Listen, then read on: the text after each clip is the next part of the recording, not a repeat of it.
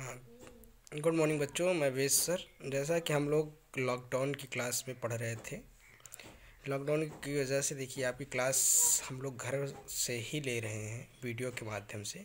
इसीलिए आप लोग इसको बिल्कुल ढंग से पढ़िए। टॉपिक वाइज हम लोग एक एक वीडियो, छोटा छोटी एक एक टॉपिक पर डे पढ़ रहे हैं, तो आप लोग इसको बुक्स को, नोट्स को बैठ के बनाते रहिए। इससे क्या है, आपको बहुत ज़्यादा बेनिफिट से होगा। आपका देखिए डिप्लोमा का तो मेन फोकस ऐसे ऐसे डिफिनीशन जो जो बता दे रहे हैं, डायरेक्ट आपके एग्ज़ाम में आ जाते हैं। ठीक, तो आपका टॉपिक भी कंप्लीट होता जाएगा, आप इसमें पढ़ते जाइए। इसलिए हम लोग, आपका ज़्यादा टाइम ना वेस्ट हो, इसलिए हम लोग पहले खुद से ही पहले वीडियो को थोड़ा सा लिखते हैं, उसमें फिर आपको बताते जाते हैं।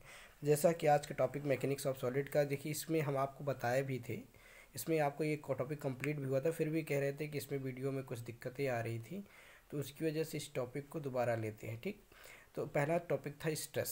स्ट्रेस क्या है? स्ट्रेस होता है प्रतिबल। स्ट्रेस से पहले आपको फोर्स आना चाहिए, फोर्स भी बताया था। तो बल के बारे में थोड़ा बता देते हैं। बल वह बाह्य कारक होता है। वह बल is external force to applied polar force.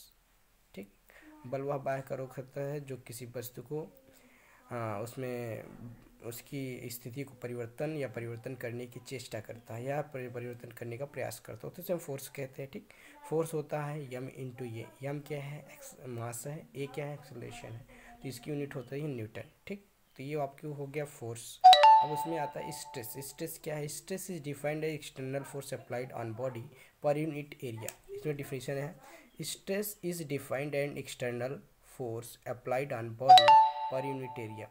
मतलब कहने क्या मतलब है, देखिए फिगर में दिखाया गया। मान लीजिए ऑब्जेक्ट है, यहाँ पे ये ऑब्जेक्ट है, इसमें फोर्स अप्लाई कर रहे हैं, तो इसमें तो क्या है, इसके अंदर एक प्रतिबल, एक ऐसा फोर्स होगा जो अपने ऑब्जेक्ट को विरूपण का प्रयास, वो बदलने, मान लीजिए इसमें फोर्स लगा रहे हैं तो ये खींचेगा, तो खींचने के तो इसके अंदर एक ऐसा प्रतिबल उत्पन्न हो जो अपने अंदर होने वाले परिवर्तन का विरोध करेगा। तो मान लीजिए देखिए यहाँ पर हमने इसी को फिगर बनाया, ये टूट रहा, तो एक फोर्स इधर लग रहा है, ये खींचने की वजह से इसको, और इस फोर्स को जब इधर खींच रहे हैं तो एक फोर्स इधर, तो ये अपने टूटने के रोकने का विरोध कर रहा है। तो इसी को हम क्या कहेंगे?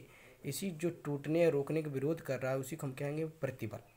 तो कहने का मतलब है विरोधी बल को ही प्रतिबल कहते हैं। कहने किसी ऑब्जेक्ट को जो उसका अपने होने वाले विरोध कर रहा है, विरोध क्या उत्पन्न कर रहा है, उसी को हम क्या कहेंगे? प्रतिबल कहेंगे। डिफिनेशन से भी आप देख सकते हैं, stress is defined as the external force applied on body per unit area is called stress. तो इसको किससे, सिग्मा से रिप्रेजेंट करते हैं, इसको किससे सिग्मा से रिप्रेजेंट करते हैं या पी से रिप्रेजेंट करते हैं। ओके, तो पी इक्वल टू होता है फोर्स अपॉन एरिया। तो एरिया, फोर्स की यूनिट क्या भैया हमने बताया आपको, होती है न्यूटन, और एरिया मीटर स्क्वायर। तो यूनिट हो गई न्यूटन पर मीटर स्क्वायर या पास्कल। तो इसकी यूनिट क्या हो जाएगी? न्यूटन मीटर स्क्वायर पर पास्कल। तो ये डिफिनेशन समझ में। प्रतिबल क्या होता है? एकांक क्षेत्रफल पर लगने वाले विरोधी बल को ही क्या कहते हैं? प्रतिबल कहते हैं। आप डिफिनेशन देखिए, बाइलिंगुअल चल रहा है, तो बाइलिंगुअल में भी आप सकते हैं, हिंदी मीडियम इंग्लिश मीडियम दोनों, किसी को कोई टॉपिक्स में दिक्कत नहीं होगी। तो प्रतिबल को हिंदी में कहेंगे स्ट्रेस को प्रतिबल। तो कहने का मतलब है किसी भी वस्तु पर विरोधी बल को, जो उसका विरोध कर रहा हो, उससे उत्पन्न बल को ही क्या कहेंगे? प्रतिबल कहेंगे। इसको सिग्मा से प्रेजेंट करते हैं। Sigma equal to force upon ये न्यूटन, यूनिट हो गई आपकी न्यूटन पर मीटर स्क्वायर और पास्कल। बात समझ में आ गई। यहाँ पर कोई टॉपिक, मतलब कहने का मतलब देखिए, इस ऑब्जेक्ट को देखिए, ये ऑब्जेक्ट है, अगर मान लीजिए इसमें हम फोर्स लगा रहे हैं तो ये टूटेगा, यहाँ से मान लीजिए ब्रेक होगा, तो एक इधर फोर्स लग रहा है, इसकी वजह से विरोध कर रहा है, इधर विरोध, तो एक फोर्स इधर इसकी तरफ लग रहा है, तो इसी से उत्पन्न क्या हो रहा है? प्रतिबल उत्पन्न हो रहा है। ठीक, बात समझ में आ गई, बात क्लियर हुई। अब आता है टाइप ऑफ स्ट्रेस, हिंदी में कहते हैं प्रतिबल के प्रकार।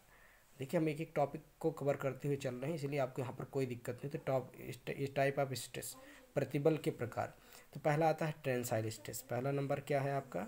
Tensile stress. दूसरा कंप्रेसिव स्ट्रेस। तीसरा शियर स्ट्रेस। ओके, यहाँ तक कोई कन्फ्यूज़न?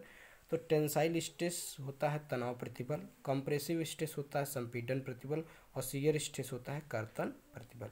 बात क्लियर हुई। अब देखिए, ये आपके डिप्लोमा में, चाहे आप बीटी बोर्ड को हो, चाहे किसी भी बोर्ड को, ये आपके भी टेक्निकल में भी और सब्जेक्ट से रिलेटेड डिप्लोमा बीटेक में भी आता है, और ये कंपटीशन में भी, एसएससी जी ये सब में भी आता है। तो ठीक ना, ये आपका लिए बिल्कुल इंपॉर्टेंट है भाई, सिविल मैकेनिकल दोनों के लिए इंपॉर्टेंट सब्जेक्ट है। ओके, फिर टेंसाइल स्ट्रेस को कहते हैं तनाव प्रतिबल, और कंप्रेसिव स्ट्रेस को कहते हैं संपीड़न प्रतिबल, और शियर स्ट्रेस को कहते हैं कर्तन प्रतिबल। बात यहाँ तक क्लियर हो रही है। तो आज हमने जो ये सिर्फ क्या पढ़ा, स्ट्रेस, टाइप ऑफ स्ट्रेस। ये अब हम थोड़ा सा बात करेंगे टेंसाइल स्ट्रेस। टेंसाइल स्ट्रेस देखिए कुछ नहीं, बस इसमें थोड़ा थोड़ा अंतर है। इसी फिगर में हम आपको बताते जाएंगे इसको, ठीक ना। तो अब आज हम बात करेंगे टेंसाइल स्ट्रेस की। पहला टॉपिक क्या रहेगा आपका, टेंसाइल स्ट्रेस। देखिए टेंसाइल स्ट्रेस, इसको हम रफ कर देते हैं।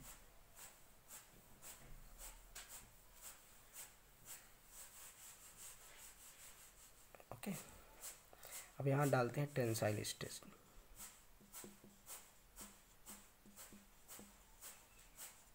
हिंदी में कहते हैं तनाव प्रतिबल।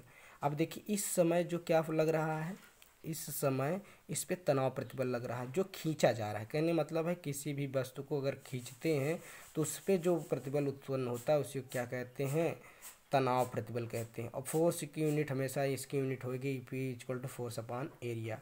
हमेशा यूनिट यही होगा, क्या होगा, फोर्स अपॉन एरिया, यूनिट होगी न्यूटन पर मीटर स्क्वायर। और कंप्रेसिव स्ट्रेस में बस जिसका जस्ट अपोजिट हो जाएगा।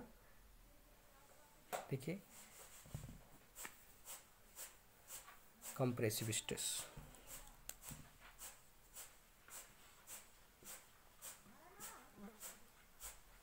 कंप्रेसिव स्ट्रेस इसको हिंदी में कहते हैं संपीड़न प्रतिबल। बस ये जस्ट अपोजिट हो जाएगा।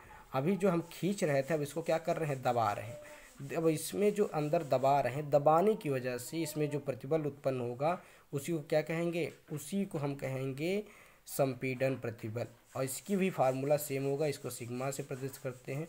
बस यहाँ हो जाएगा जैसे सिग्मा टी किसके लिए, टेंसाइल के लिए, और सिग्मा सी कंप्रेसिव के लिए बस। और फोर्स अपॉन एरिया हमेशा यूनिट होगी और न्यूटन पर मीटर स्क्वायर। तो आज हम लोगों ने स्ट्रेस पढ़ा, टाइप ऑफ स्ट्रेस में हमने सिर्फ टेंसाइल कंप्रेसिव पढ़ा, ये 2 टॉपिक पढ़ा, ये 2 टॉपिक। इसके बाद ये तीसरा हम लोग कल पढ़ेंगे। ओके, आज की क्लास के लिए यहीं तक। Thank you, best of luck सभी को और गुड डे।